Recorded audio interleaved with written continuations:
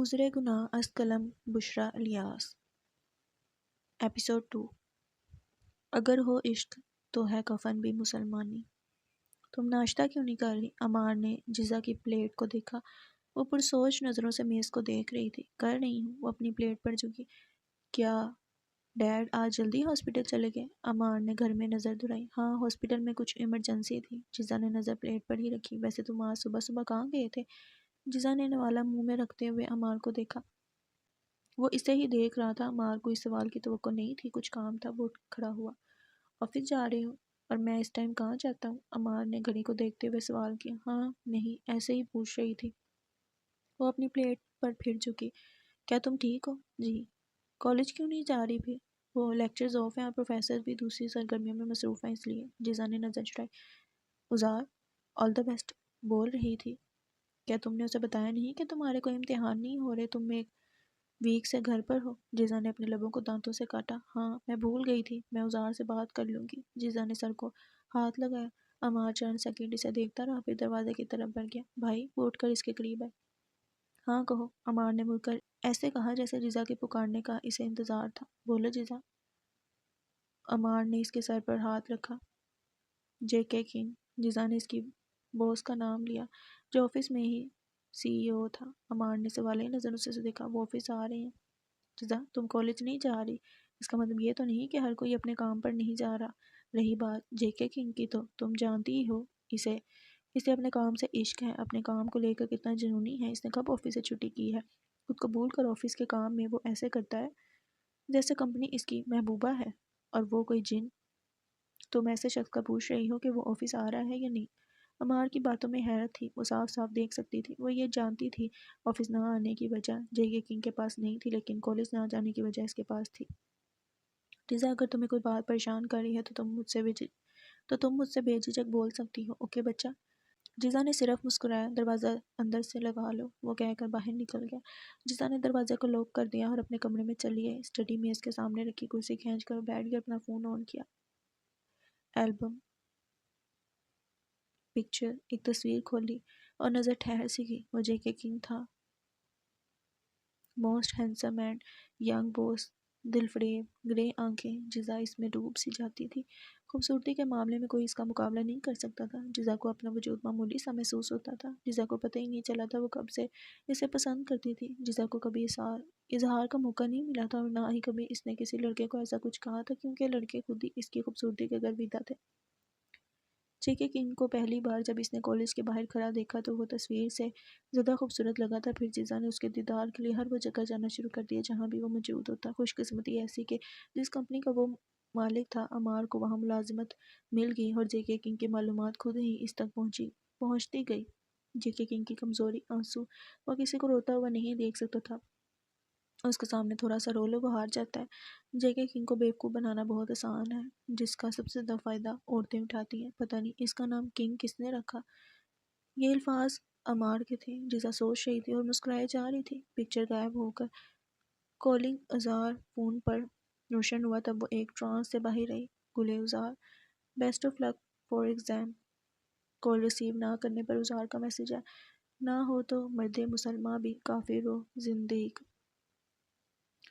وہ اب تک سارم کے کمرے میں کھڑی تھی، تب اسے جزا کے جھوٹ کی یاد آئی۔ فون اٹھا کر کال کی مگر ریسیو نہیں کیا گیا۔ وہ پیغام ترسیل کر کے کمرے سے باہر چلی گئی۔ رپورٹ وہ سارم کے کمرے میں ہی چھوڑ آئی تھی۔ اس کا ذہن کوئی چیز بھولتا نہیں تھا اور عظیم کی رپورٹ کو بھول بھی نہیں سکتی تھی۔ بس اپنی ماؤں کو کسی بات سے آگاہ کرنا تھا۔ آپ لوگ ناشتہ کریں، مجھے بھوک نہیں، وہ کہہ کر اپنے کمرے کی طرف بڑھی۔ اب یہ بھوک ہڑتال کب تک چلنی تھی، وہ دونوں نہیں جانتی تھی۔ عذار، کچھ کھا لو بیٹا، رات بھی تو بھوکی رہی ہو۔ اسما بیگم کی باز پر بڑکی۔ نہیں چھوٹی امی، بالکل بھوک نہیں ہے۔ اس نے ڈائننگ میز کی طرف دیکھا۔ یہ چھوٹا سا مربع ساخت کا ڈائننگ میز تھا جو اوپن کچن میں رکھا ہوا تھا، 4 کرسیوں والا، جس پر سالم اور وہ ایک جانب بیٹھتے تھے، وہ دوسری جانب پر ابراہیم صاحب اور آمنہ۔ اب اس پر صرف یہ 3 عورتیں بیٹھا کرتی ہیں جو فی الحال وہاں موجود ہیں۔ ہاں جاؤ، مت کھاؤ کچھ بھی۔ آمنہ بیگم ایک کرسی کھینچ کر بیٹھ گئی۔ اسما نے مایوسی سے آمنہ کو دیکھا۔ میں بھی دیکھتی ہوں کب تک بھوکی رہو گی، لیکن تمہاری ضد میں قبول کرنے والی نہیں۔ مت سوچو اس کے بارے میں اسما، اسے ہماری کیا فکر۔ عذار کا سر جھک گیا۔ گھر کے 2 مرد تو مر ہی گئے ہیں، تیسرا کہیں غائب ہو گیا۔ ان کی آواز بڑھا گئی۔ ہم دو عورتوں کی کس نے فکر کی ہے آج تک جو یہ کر لے گی؟ جانے دو اسے۔ بھابھی، اسما نے آمنہ بیگم کے کندھے پر ہاتھ رکھا، ہم دو بچے تو کھو ہی چکے ہیں، لیکن اولاد کو کھونے کا دکھ یہ کیا جانے۔ یہ ماں بنے گی تب اسے احساس ہوگا۔ ایسے حالات میں ہاسٹل جانے کی ضد کر رہی ہے، تب ہاسٹل کی لڑکیاں خود ہاسٹل چھوڑ رہی ہیں۔ کیوں؟ کیونکہ انہیں بھی علم ہے ہاسٹل میں رہنا خطرے سے خالی نہیں۔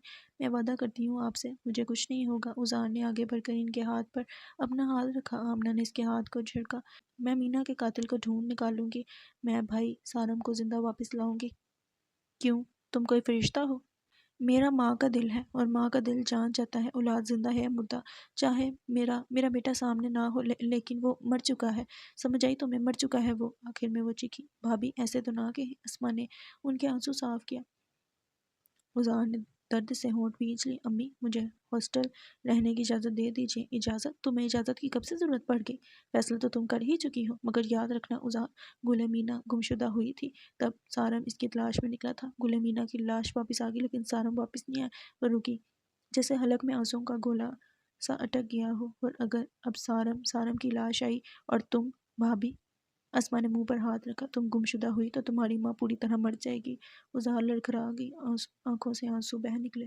وہ کمرے میں بھاگ گئی اور وہ ان اشکوں کو اپنی ماں کو نہیں دکھانا چاہتی تھی۔ گل مینا کے حادثے نے گھر میں قیامت برپا کر دی تھی۔ 15 دن وہ غائب رہی اور اسے ڈھونڈتے ڈھونڈتے چچا انعام اور بابا کار حادثے میں مارے گئے۔ سارم ہمیشہ کے لیے غائب ہو گیا۔ کوئی نہیں جانتا تھا سارم کہاں ہے، اور گل اذہان نے خاموشی کی چادر اوڑھ لی تھی۔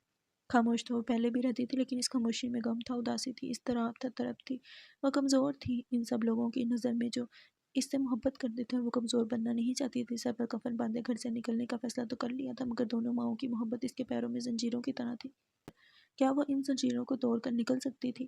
نہیں، کبھی نہیں۔ وہ جانتی تھی اگر وہ ایسا کرتی تو اس کی مائیں ٹوٹ جاتی، اور وہ ایسا نہیں چاہتی تھی۔ مانا کہ تیری دید کے قابل نہیں ہوں میں، تو میرا شوق دیکھ، میرا انتظار دیکھ۔ جے کے کنگ کو دیکھے 1 سال گزر گیا تھا۔ کالج کے باہر دیکھا تھا، تب سے وہ نظر نہیں آیا تھا۔ جزا کا دل بے چین تھا، وہ بس ایک نظر اسے دیکھنا چاہتی تھی، پھر وجہ کچھ بھی ہو۔ اذہان بھی شہر میں نہیں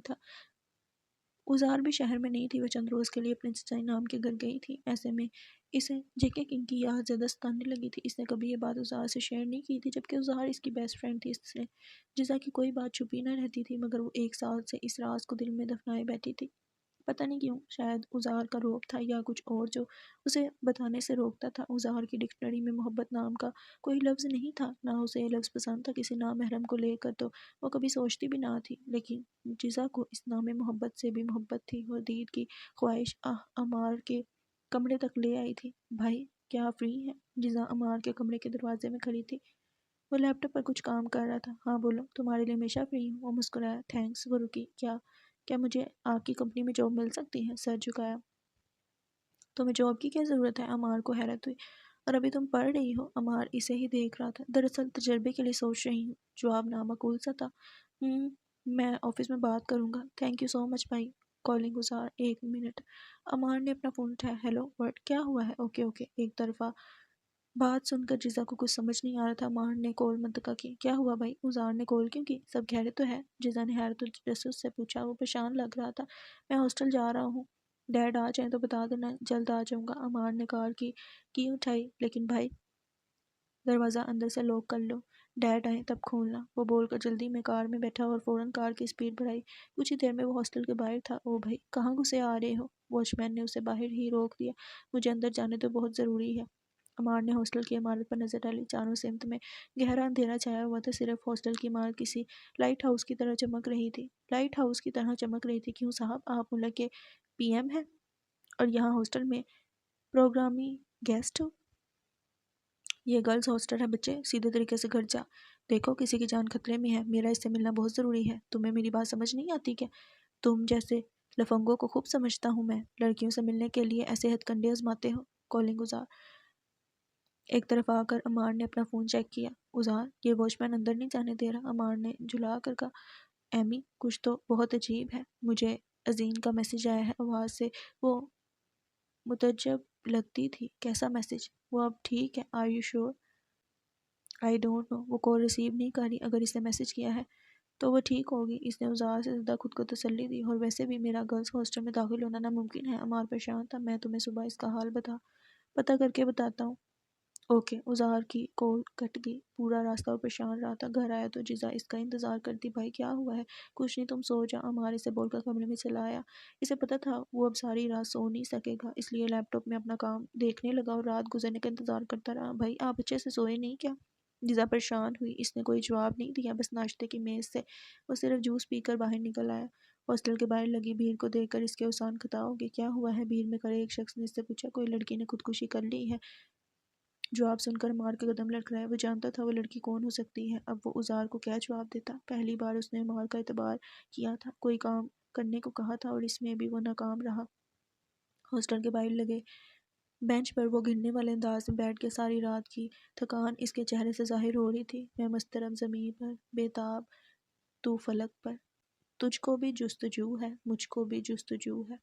بیپ بیپ کی آواز پر اس کی آنکھ کھلی۔ فجر ادا کر کے وہ جانمز پر ہی سو گئی تھی۔ ایسا پہلی بار ہوا تھا۔ ان نون ہائے آج ان میسیجز کا دوسرا دن تھا۔ اس نے فون اٹھا کر دیکھا۔ ان نون میری مدد کرو، میں بہت پریشان ہوں۔ کیا تم ہانیہ کو جانتی ہو؟ پلیز جواب دو۔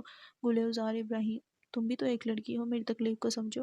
ہانیہ کی جگہ اگر تمہاری بہن ہوتی تو کیا تم اسے تلاش نہیں کرتی؟ اس کی بات ازار کو ہتھوڑے کی طرح لگ رہی تھی۔ ایسا لگ رہا تھا وہ اس کی تکلیف کو محسوس کر پا رہی ہے۔ آخر اس کی بہن گل مینا ایسے ہی غائب ہوئی تھی اور پھر مری ہوئی ملی۔ ازار، اسما بیگم کی آواز پر اس نے فون کی سکرین کو پلٹ کر رکھ دیا۔ بیٹا کچھ کھا لو، بھوک نہیں ہے؟ ازار، میں جانتی ہوں تم مینا کے قاتل کو ڈھونڈنا چاہتی ہو، سارم کو واپس لانا چاہتی ہو، لیکن کیا تمہیں یہ صحیح راستہ لگتا ہے؟ میں بھی ڈھونڈنا چاہتی ہوں، مگر خود کو اس اندھیرے میں ڈال کر تو میں کچھ دیکھ ہی نہیں سکوں گی۔ ازار نے جان طے کر کے رکھا۔ تمہیں پتہ ہے میں آج بھی خود کو کوستی ہوں کہ کیوں میں نے مینا کو ہاسٹل رہنے کی اجازت دی۔ اب میں تمہیں کیسے جانے دوں؟ اسما بیگم رونے لگی تھی۔ اگر آپ لوگوں کو لگتا ہے کہ ہاسٹل جانے کے بعد میں بھی مینا کی طرح مر جاؤں گی تو ٹھیک ہے، میں یہاں بھوکی مروں گی۔ وہ بس ضد تھی۔ تم، اسما کے الفاظ ختم ہو گئے تھے۔ وہ اس کے کمرے سے باہر نکل آئی۔ آمنہ نے انہیں دیکھا۔ اسما نے نفی میں سر ہلایا۔ وہ بہت ضدی ہے۔ اسما کرسی کھینچ کر بیٹھ اپنے باپ پر گئی ہے۔ آمنہ نے غصے سے کہا۔ بھابھی اسے جانے دو، وہ بھوکی مر جائے گی لیکن کچھ نہیں کھائے گی۔ کیسے جانے دوں اسما؟ اولاد کو سمجھ کیوں نہیں آتی؟ ہم ان کے والدین ہیں، ان کے حق میں غلط فیصلہ نہیں کرتے۔ یہ سمجھ آ جاتا تو ہم سے ضد ہی کیوں کرتے؟ بھابھی میں اسے کیسے روکوں؟ وہ کیوں خود کو اس آگ میں جھونکنا چاہتی ہے؟ آمنہ کی آنکھیں بھر آئیں۔ بھابھی اس نے کچھ سوچ رکھا ہے۔ میں نے سارم کے کمرے میں آٹوپسی رپورٹ دیکھی ہے۔ اسما اسے روکو، مینا اور سارم کبھی واپس نہیں آئیں گے۔ اس کی ضد میرے الفاظ ختم کر دیتی ہے۔ میں اسے کیسے روکوں؟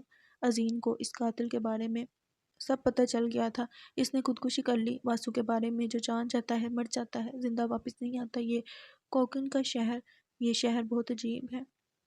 ہمیں یہاں آنا ہی نہیں چاہیے تھا۔ آمنہ پوری طرح سے ٹوٹ گئی تھی۔ نہ توانی، نہ کسے، نہ پختگی است۔ تم سنڈے کو ہاسپٹل گئے تھے؟ عمار گھر میں داخل ہوا تھا۔ ڈاکٹر کفیل اسی کے انتظار میں تھے۔ میں کیوں جاؤں گا؟ عمار نے نظر چڑھائی۔ ہاں تم ہاسپٹل کیوں گئے تھے؟ سوال یوں ہی برقرار تھا۔ میں کچھ بھی جھوٹ بولنے کی ضرورت نہیں ہے کیونکہ میں جانتا ہوں تم ہاسپٹل گئے تھے۔ CCTV فوٹیج دیکھ کر آ رہا ہوں۔ ڈاکٹر کفیل نے ہاتھ میں پکڑی فائل غصے سے میز پر پٹکی، میز پر پھینکی۔ آواز بھی بلند ہوئی تھی۔ عمار نے نظر جھکا لی۔ جزا کمرے سے دوڑتی ہوئی آئی۔ کیا ہوا ڈیڈ؟ پوچھو اپنے بھائی سے۔ ڈاکٹر کفیل نے عمار کی طرف اشارہ کیا اور رخ بدل کر خود کو کمپوز کرنا چاہا۔ جواب چاہیے مجھے۔ پھر مڑ کر اسے دیکھا۔ نہیں دے سکتا، عمار نے فوراً کہا۔ میرا صبر مت آزماؤ عمار، تم ہاسپٹل کیوں گئے تھے؟ انہوں نے تیش سے کہا۔ بولو۔ آٹوپسی رپورٹ لینے۔ عمار نے کبھی انہیں اتنے غصے میں نہیں دیکھا تھا۔ وہ امریکہ جیسے ملک میں رہے تھے، کسی بات پر زدہ دان دینے کے بعد مغربی والدین کی طرح سوری کر لیتے تھے، لیکن اولاد پر نظر مشرقی والدین کی طرح رکھتے تھے۔ لینے یا چرانے؟ رضا نے حیرت سے اپنے بھائی کو دیکھا۔ کس کی آٹوپسی رپورٹ؟ وہ اطمینان سے صوفے کی سنگل کرسی پر بیٹھ کے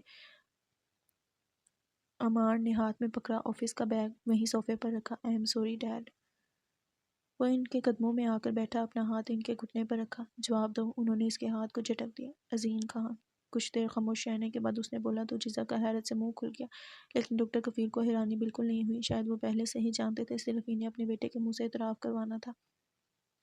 وہ گہری سوچ میں ڈوب گئے۔ وہ جانتے تھے عمار ان سے کبھی جھوٹ نہیں بولتا تھا۔ اپنے کمرے میں جاؤ، فریش ہو لو۔ وہ اب پرسکون تھے۔ عمار اٹھ کر کمرے کی طرف بڑھا، پھر ان کی طرف دیکھا۔ آپ پوچھیں گے نہیں میں نے وہ رپورٹ کا کیا کیا؟ عمار حیران تھا۔ نہیں۔ ان کے جواب پر وہ دوبارہ کمرے کی جانب بڑھا۔ صرف ازار سے کہنا، یہ آخری بار تھا، ان معاملوں سے دور رہو۔ ان کی بات پر وہ حیران ہوا، آنکھیں حیرت سے پھیل گئی۔ وہ جانتے تھے اس نے وہ رپورٹ ازار کو دی ہے، اس کے حق میں بہتر ہوگا کہہ کر وہ گھر سے باہر نکل گئے۔ جزا نے اپنے بھائی کو دیکھا، وہ فوراً سے اپنے کمرے میں چلا گیا۔ یہ کہاں کی دوستی ہے کہ بنے ہیں دوست ناسا، کوئی چارہ ساز ہوتا، کوئی غمگسار ہوتا۔ حالیت: ہانیہ میری کلاس میٹ ہے۔ ازار اس کے مقابل خاموش بیٹھی تھی۔ انون نمبر سے اب بھی میسیجز آ رہے تھے۔ اس نے اپنے سیل فون کو سائلنٹ موڈ پر رکھ دیا، دونوں ہاتھوں کو جوڑیں، جزا کی باتیں غور و فکر سے سننے لگی۔ ہانیہ سے میری پہلی ملاقات کالج کینٹین میں ہوئی تھی، جیسن کے ذریعے سے۔ جیسن؟ اسے بات دہرانے کی عادت نہیں تھی، لیکن جب جزا کچھ سوچ کر خاموش ہوئی تو اس نے نام لیا۔ انسپکٹر جوزف ڈی سوزا کا بیٹا، میرا کالج فرینڈ۔ جزا نے یاد دلانے کی کوشش کی، وہ کوئی بات بھولتی نہیں تھی۔ جزا کو حیرت تھی، اسے جیسن یاد نہیں تھا۔ اس نے اس بات میں سر لیا، ہانیہ جیسن کی گرل فرینڈ تھی۔ جزا نے شرمندگی سے کہا، وہ جانتی تھی ازار کے نزدیک اس حرام رشتے کی کیا حیثیت تھی۔ ازار اس کے تھی کہنے پر اس کا چہرہ دیکھتی رہ گئی۔ سوری، وہ ہانیہ اس کی گرل فرینڈ ہے۔ اس نے جملہ درست کیا۔ ایکچولی ہانیہ کی موم کیتھولک ہے۔ پھر تو ہانیہ کو غائب کروانے میں جیسن کا ہی ہاتھ ہو سکتا ہے۔ آخر ہانیہ اتنے روز سے غائب ہے اور پولیس کچھ نہیں کر رہی۔ نہیں ازار، جیسن کی اس میں انگلی بھی نہیں ہے۔ میرا مطلب ہے جیسن ایسا شخص نہیں ہے، وہ ایسا کچھ نہیں کر سکتا۔ اوکے۔ وہ فوراً سے مان گئی۔ جزا کو بالکل بھی حیرت نہیں تھی، وہ جزا اور عمار پر آنکھیں بند کر کے بھی یقین کر سکتی تھی۔ جزا اٹھ کر کھڑکی کے قریب چلی گئی۔ ازار کی آنکھوں کی تپش اس کے اندر اتر رہی تھی۔ وہ بچنے کے لیے کھڑکی سے باہر دیکھنے لگی۔ ازار ویسے ہی بیڈ پر بیٹھی رہی، کیونکہ اس کا فون بیڈ پر تھا، جس کے نوٹیفیکیشن کی لائٹ وقفے سے چمک رہی تھی۔ اس نے فون اٹھایا، گردن ہلائے بغیر ایک نظر کھڑکی سے باہر دیکھتے جزا پر ڈالی۔ میسج باکس اوپن کیا۔ انون: کاش تم سے کوئی تمہارا جدا ہو جاتا، پھر شاید تم سمجھ سکتی کہ عزت کیا ہوتی ہے۔ انون سے میسج موصول ہوا۔ بولے ازار، مجھے بد دعائیں دینا بند کرو۔ اگر میرے گھر سے کوئی غائب نہیں بھی ہوتا تب بھی میں تمہاری اذیت سمجھتی، کیونکہ میں اتنی پتھر دل نہیں ہوں۔ میں تمہاری مدد کروں گی، کیونکہ مجھے بھی وہ قاتل سے حساب لینا ہے، مجھے وہ زندہ چاہیے۔ میسج سینڈ کر کے وہ کھڑی ہوئی اور فون کو کوٹ کی جیب میں رکھ لیا۔ چلو، میں کل کالج جاؤں گی اور تم نے مجھے ان سب سے ملانا ہے جو تمہارے اور ہانیہ کے فرینڈز ہیں۔ ازار نے ٹرالی بیگ کو گھسیٹا۔ جزا اسے حیرانگی سے دیکھ رہی تھی۔ اس نے نفی میں سر ہلایا۔ کوئی تو بات ہے جو تم جانتی ہو جزا، جو بتا نہیں رہی۔ ازار نے اسے کمرے سے باہر جاتے دیکھ کر سوچا۔ ہال میں آتے ہی اس نے ڈاکٹر کفیل کو سلام کیا۔ وہ جواب دیتے ہوئے کھڑے ہوئے، اس کے بیگ کو دیکھا۔ سوری انکل، میں جانتا ہوں تم میری بات نہیں سنو گی۔ انہوں نے اس کی بات درمیان سے کاٹی۔ اپنے بابا کی طرح ضدی ہو؟ ازار نے نظر جھکائی۔ باہر عمار تمہارا ویٹ کر رہا ہے، وہ تمہیں ہاسٹل تک چھوڑ دے گا۔ عمار کے نام پر اسے سر اٹھا کر انہیں دیکھا۔ ان کی آنکھوں میں اٹھتے سوالوں کو وہ بآسانی پڑھ سکتی تھی۔ اسما سے گلے لگتے ہوئے بھی اس کی نظر انہیں پر تھی۔ بیگ کو گھسیٹتے ہوئے دروازے کی طرف بڑھی۔ آمنہ بیگم کو اس نے تلاش نہیں کیا، وہ جانتی تھی اس وقت وہ NGO میں ہوتی ہیں۔ وہ مڑی اور ڈاکٹر کفیل کو دیکھا۔ I am really sorry uncle, hospital کے رولز توڑنے کے لیے۔ ان کے چہرے پر حیرت نہیں تھی، وہ جان گئی تھی کہ وہ سب جانتے ہیں۔ میری وجہ سے آپ ایمی سے ناراض نہ ہونا، ایمی نے سب کچھ میرے کہنے پر کیا ہے۔ میں اپنے بیٹے کو اچھے سے جانتا ہوں، وہ اس کے قریب آئے، اور اتنا ہی بہتر تمہیں بھی۔ پھر کیا ملا تمہیں اس رپورٹ سے؟ کچھ نہیں نا؟ کچھ ملے گا بھی نہیں۔ ان معاملوں سے دور رہو اور میرے بچوں کو ان سب میں شامل مت کرنا۔ آخری جملہ انہوں نے اس کی طرف جھک کر کہا تاکہ اسما اور جزا سن نہ سکیں۔ تمہارے لیے اتنا ہی بہتر ہوگا۔ یہ نصیحت ہے، یہ تنبیہ انہی کے انداز میں اس نے آرام سے کہا۔ انہوں نے کوئی جواب نہیں دیا۔ وہ جانتے تھے وہ گلے ازار ابراہیم تھی، اپنے بابا کی طرح ارادوں کی مضبوط تھی۔ ان کی بات سے اسے کوئی فرق نہیں پڑنے والا تھا۔ ان معاملوں سے دور رہنا اب میرے لیے تو ممکن نہیں۔ ہاں، آپ کے بچے ان سب میں شامل نہیں ہوں گے، میں کوشش کر سکتی ہوں، اس نے آواز بلند کر کے کہا تاکہ جزا اور اسما بیگم آسانی سے سن لیں۔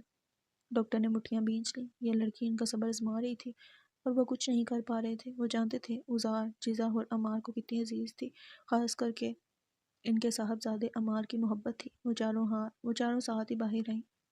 آٹو؟ ازار نے سڑک پر آتے ہی آٹو رکشہ کو روکا۔ ازار عمار اس کے قریب ہے، میں تمہارا ہی ویٹ کر رہا تھا، آؤ میں تمہیں ہاسٹل چھوڑ دوں گا۔ اس نے کار کی طرف اشارہ کیا۔ کس حق سے، کس رشتے سے میرے کام کر رہے ہو؟ ہمارا کوئی رشتہ ہے تو نہیں؟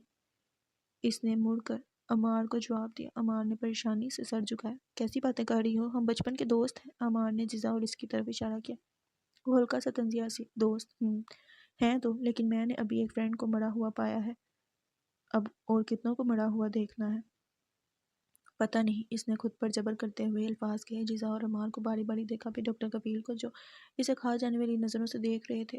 بیگ آٹو میں رکھ کر وہ بیٹھ گئی۔ اور ہاں، جاتے ہوئے ڈاکٹر انکل کو ہاسپٹل چھوڑ دینا، اور جیزا کو گھر۔ میری ماں کو تنہا رہنے کی عادت ہو گئی ہے۔ اس نے اسما بیگم کو دیکھا جن کی آنکھوں میں آنسو تھے۔ جیزا ان کے ساتھ کھڑی تھی۔ چیتے کا جگر چاہیے، شاہین کا تجسس، جی سکتے ہیں بے روشنی دانش و فرہنگ۔ ازار مجھے لگتا ہے وارڈن بھی واسو کے ساتھ ملی ہوئی ہے۔ ازار ہاسٹل کے آفس والے کمرے میں بیٹھی اضطراب کا جزا لے رہی تھی۔ سماعت میں عظیم کی آواز گونج رہی تھی، زہرا، لڑکی کو کمرہ بتا دو۔ میز کی دوسری طرف بیٹھی عورت نے زہرا کا نام غلط پکارا، مگر زہرا کو کوئی فرق نہیں پڑتا، شاید وہ سننے کی عادت تھی۔ میز کی دوسری طرف کی کرسی پر بیٹھی خاتون کافی صحت مند تھی۔ ازار اسے غور سے دیکھ رہی تھی۔ آواز گرجدار تھی، لیکن بولنے کے ساتھ ہی وہ ہانپ جاتی تھی۔ وہ کھڑی ہوئی، بیگ کو گھسیٹتے ہوئے زہرا کے ساتھ آفس سے باہر نکل آئی۔ وہ اپنی جگہ پر بت بنی ہاسٹل کے ہر کمرے کو دیکھتی رہی، جیسے یہاں پہلی بار آئی ہو۔ ہاسٹل کے چاروں سمتوں میں کھیت تھے۔ ہاسٹل کی عمارت بے حد شاندار تھی، کسی محل کی طرح۔ ہاسٹل کے چاروں طرف سے اونچی اونچی دیواریں بنی ہوئی تھیں، جس میں شیشوں کے ٹکڑے دیوار کے اوپری حصے پر لگے ہوئے تھے تاکہ کوئی دیوار پھلانگ نہ سکے۔ ان دیواروں سے درخت لگے تھے، آس پاس سبزہ زار تھا، درمیان میں ایک فوارہ تھا۔ زہرا اسے پلٹ کر دیکھنے لگی۔ وہ ان کے ساتھ چل نہیں رہی تھی۔ انہوں نے اشارے سے اسے چلنے کو کہا۔ وہ آگے بڑھی۔ رکو، وہی صحت مند خاتون نے پیچھے سے آواز لگائی۔ ازار اور زہرا ساتھ مڑی تھی۔ تم وہی ہو نا؟ ازار ابراہیم ہو؟ ازار، زے کے بعد الف ہے۔ ازار نے اپنا نام درست کرنا ضروری سمجھا۔ جو بھی ہے، مجھے ہاسٹل کی ہوا میں خلل نہیں چاہیے۔ انہیں اس کے نام میں کوئی دلچسپی نہیں تھی۔ خلل تو یہاں کی ہوا میں پہلے ہی موجود ہے۔ آپ کس خلل کی بات کر رہی ہیں؟ جب وہ بولتی تھی تو اس کی بات میں تہذیب و تمدن صاف نظر آتا تھا۔ دیکھو لڑکی، تم یہاں جو بھی کرنے آئی ہو، یاد رکھنا مجھ سے برا کوئی نہیں ہوگا۔ آخری جملہ کہتے ہوئے وہ ہانپنے لگی۔ اس کو جب سننے کے لیے وہ کھڑی نہیں رہی، فوراً آفس میں چلی گئی۔ شاید آپ سے برا کوئی ہو بھی نہیں۔ وارڈن بھی واسو کے ساتھ جو ملی ہوئی ہے۔ ازار اسے جاتا دیکھتی رہی۔ چلو بیٹا، میں آپ کو آپ کا کمرہ دکھا دوں۔ زہرا نے پیار سے راستے کی طرف اشارہ کیا۔ وہ ساتھ چلنے لگی۔ یہ رحیمہ آپا ہیں، مزاج کی تھوڑی تلخ، تم ان کی بات کا برا نہ ماننا۔ زہرا نے ساتھ چلتے ہوئے صحت مند خاتون کا تعارف دیا۔ وہ زینہ چڑھنے لگی ہو، ساتھ ساتھ تمام معلومات اس تک پہنچاتی رہی۔ ازار خاموشی سے انہیں سن رہی تھی۔ ہائے زہرا آپا، نیچے اترتی لڑکی نے انہیں اٹلاتے ہوئے روکا۔ آج کچھ ہے کیا؟ ہیروئن لگ رہی ہو۔ ارے بدماش، بڑوں سے ایسی بات کرتے ہیں؟ وہ ہنستی ہوئی نیچے چلی گئی۔ ازار اور زہرا اوپر آ گئی۔ یہاں کی سب بچیاں میری بیٹی جیسی ہیں، زہرا آپا نے مسکرا کر کہا۔ بعض لڑکیاں کالج کے لیے نکل رہی تھیں، بعض جاب کے لیے، اور باقی کہیں نہ کہیں جانے کی تیاریوں میں مصروف تھی، لیکن جاتے ہوئے اس پر ہر کوئی نظر ڈالتا تھا۔ اسے وہاں کون نہیں جانتا تھا؟ سب کی آنکھوں میں اس کے لیے شناسائی تھی، صرف وہ کسی کو نہیں جانتی تھی، اور نہ ہی ایسا کوئی موقع ملا تھا۔ وہ اب بھی صرف چیزوں کا جزا لے رہی تھی۔ راستے میں رک کر لڑکیاں اسے دیکھ رہی تھیں یا سرگوشیاں کر رہی تھیں۔ اسے نہ انہیں دیکھنے میں دلچسپی تھی، نہ ان کی سرگوشیوں سے کوئی سروکار تھا۔ زہرا آپا کو اس نے گہری نظروں سے دیکھا۔ ان کے چہرے پر جھریوں کی قطاریں بن رہی تھیں۔ اس کے باوجود وہ بہت پیاری تھیں، شاید جوانی میں اور خوبصورت رہی ہوں۔ ازار کو بہت نفیس اور شفیق خاتون لگی۔ ہر لڑکی زہرا آپا کو تنگ کرتی اور زہرا آپا مسکرا کر آگے بڑھ جاتی۔ وہ گووند ہے، ہاسٹل کا واچ مین، زہرا نے اس کی نظروں کا تعاقب کرتے ہوئے کہا۔ وہ نیچے گیٹ کے قریب کھڑے شخص کو دیکھ رہی تھی۔ زہرا کے کہنے پر اس نے سر اٹھا کر انہیں دیکھا اور آگے کمرے کے قریب وہ رکی۔ مجھے ایک کمرہ چاہیے۔ زہرا جو کب سے اس کے بولنے کا انتظار کر رہی تھی، اس کی بات سن کر دنگ رہ گئی۔ بیٹا، آپ کا کمرہ وہاں ہے۔ زہرا نے آخر والے کمرے کی طرف اشارہ کیا۔ نہیں، مجھے یہی روم چاہیے۔ اس نے دروازے پر لگے قفل کو دیکھا جس پر زنگ لگا تھا، جیسے کوئی سالوں سے وہ کمرہ بند تھا۔ قریب کھڑی لڑکیاں اس کی طرف متوجہ ہوئیں۔ وہ عظیم خان کا کمرہ تھا، جس میں عظیم کا مردہ جسم پنکھے سے لٹکا پایا گیا تھا۔ ہم تمہیں یہ کمرہ نہیں دے سکتے، لڑکیوں کی بھیڑ کو چیرتے ہوئے آتی عورت نے سختی سے کہا۔ یہ کمرہ کیا، اس کے آس پاس کے کمرے بھی نہیں۔ عورت کمرے کے قریب آ کر رکی اور دائیں ہاتھ کو کمر پر جمایا۔ کیوں؟ ازار نے سوالی نظروں سے عورت کو دیکھا۔ آہستہ آہستہ بھیڑ میں اضافہ ہو رہا تھا۔ کیوں؟ مرنا ہے تم نے بھی؟ یہاں ایک لڑکی نے خودکشی کی ہے، کمرے سے اس کی آوازیں آتی ہیں، آس پاس کے کمروں میں سنائی دی ہے جب سے یہ 3 کمرے خالی ہیں۔ تمہیں بھی مرنے کا شوق ہے تو بتا دو، اس نے تیز لہجے میں کہا۔ نفیسہ، زہرا آپا نے غصے سے اس عورت کو دیکھا۔ نفیسہ دونوں وارڈن سے عمر میں کم تھی۔ لڑکیاں سن رہی ہیں، ڈر جائیں گی۔ زہرا نے لڑکیوں کی طرف اشارہ کیا۔ یہ سب چھوٹی بچیاں تو ہیں نہیں آپا، لڑکیوں اپنے اپنے کمرے میں جاؤ، زہرا آپا نے نفیسہ کی بات کے درمیان میں کہا۔ چلو بیٹا۔ پھر ازار سے مخاطب ہوئی۔ اس کی پشت پر ہاتھ جمائے ازار آگے بڑھ گئی، لیکن مڑ کر عظیم کے کمرے کو دیکھا ضرور تھا اور ایک اچوڑتی نگاہ نفیسہ پر ڈالی تھی۔